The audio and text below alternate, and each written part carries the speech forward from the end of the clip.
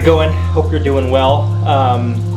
I feel like I've filmed a lot down in the fish room lately, and I haven't really filmed much of my display tanks upstairs. And I'm sure a lot of you have questions about it, and a lot of you may not have even seen the tanks in my living room, my display tanks. So I thought I would shoot kind of a short little video and show you 3 of my display tanks and talk a little bit about them. So here we go.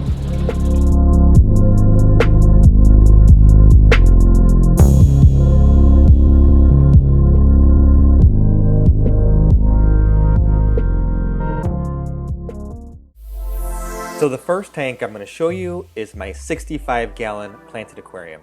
Now this tank has been a lot of different things over the years. It was a planted tank a long time ago, and then I kind of decided I didn't want to do a planted tank. I was doing a totally different method at that time, so I tore everything out and ended up converting it to a cichlid tank, where it was a grow-out tank for a bunch of juvenile peacock and mbuna.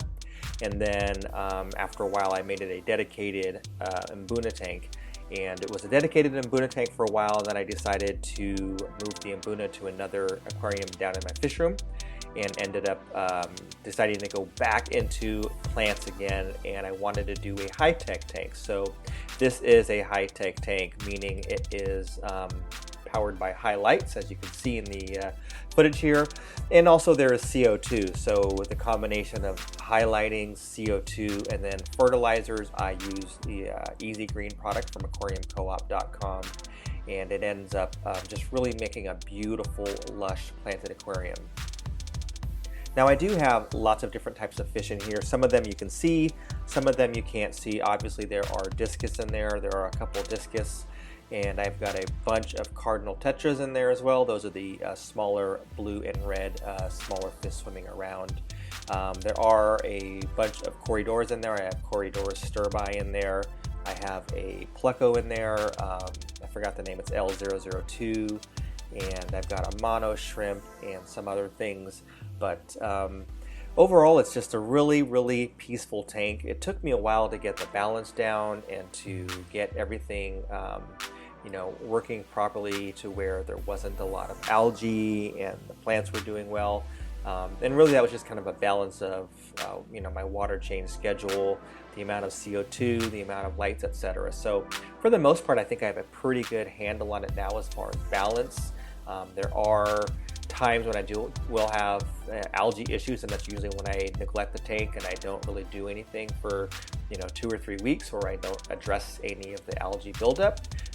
So I guess it's not perfectly balanced, but for the most part it's pretty light maintenance if I get my elbows wet every 2 or 3 weeks and get in there and do a little bit of trimming and things like that. So overall it's a really peaceful tank. The discus are great. They end up eating out of my hand, so I can actually take some frozen bloodworms, put my hand in the tank, and they will actually eat right out of my hand.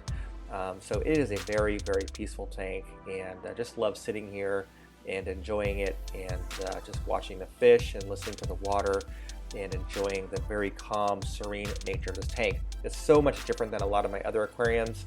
A lot of my other tanks are big cichlid tanks and lots of stuff going on, and not peaceful at all, where this is really, really peaceful and calming, and I really do enjoy it.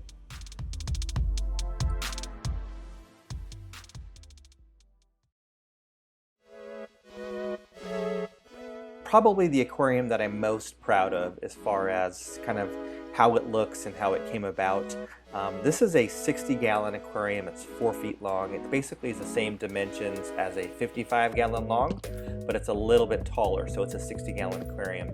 And in here, this is my Tanganyika tank. I currently have a Neolamprologus multifasciatus, also known as multis or shellies, shell dwellers, and I also have some Burchardi in there. So this is a kind of my idea of what a rockscape would look like in Lake Tanganyika. I built this background out of expanding foam, concrete, sand, etc. And I built it and put it in here, and really happy with how it turned out. Now there are a lot of shellies in there.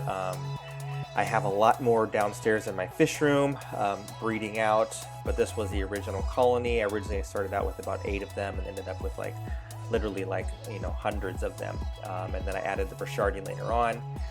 So I do have lots of shells in here. There are more shells than actually appear in this video, but they always are digging in the aragonite, which is a substrate. It looks like sand, but it's aragonite. So they're always digging and they bury a bunch of the shells.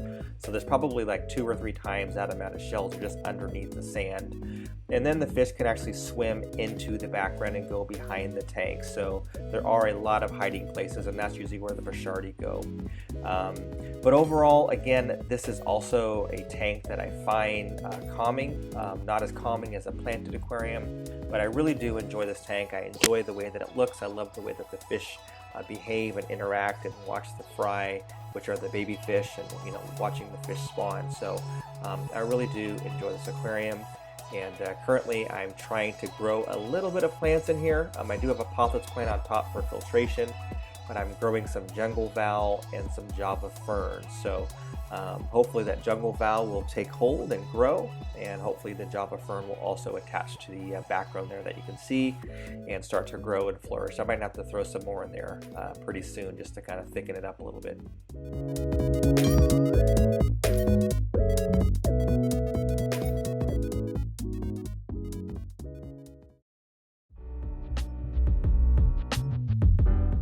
This is the tank that I've had the longest of the 3 that we've seen today, and I've actually had this tank for quite a while. My wife bought this for me for Christmas a long time ago. I don't remember how many years ago. It was several years ago that she bought this for me, and this is a 75-gallon aquarium, so it is 4 feet long.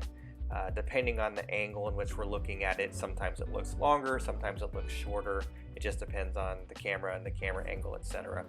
But I really do love this tank, not just because it was a gift from my wife, but also because of how it's turned out. Now, originally, a long time ago, I had also a 3D background in here that I had made, similar to the one that was in the other tank.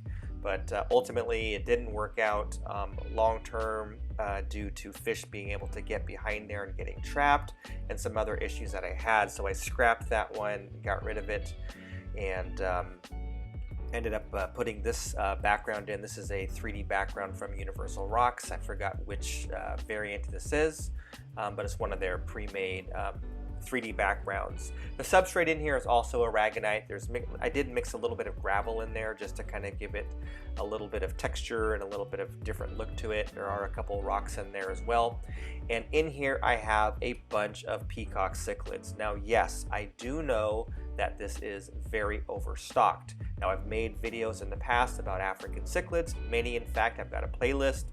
I've made videos about overstocking and why I overstock, which is a very common practice, and it is to reduce aggression. I've also made some videos recently talking about the filtration in this tank and what I do. I currently have a sump on this aquarium, as well as a hang on the back that does like a lot of the biological filtration, a little bit of mechanical filtration, and then there's an air stone in there as well that's connected to a backup battery. I will comment that all 3 of the aquariums that we saw today do have backup batteries, so in the event of any type of power outage, before I have a chance to turn on my generator, they will continue to flow air so that there is oxygenation in this tank. But really, this is a beautiful tank. I think I really do enjoy it. I love the colors of the Peacock cichlids. Most of these I've actually bred from fry. There are a few in here that are older. There are a couple that are really old, going back several years, and you can kind of tell by how they look. They're kind of like a little bit skinny and sunken now over the years, but just a beautiful tank. I love to sit in a chair right in front of this aquarium and just watch the action. They are crazy eaters, of course, because they're cichlids, but really, really fun.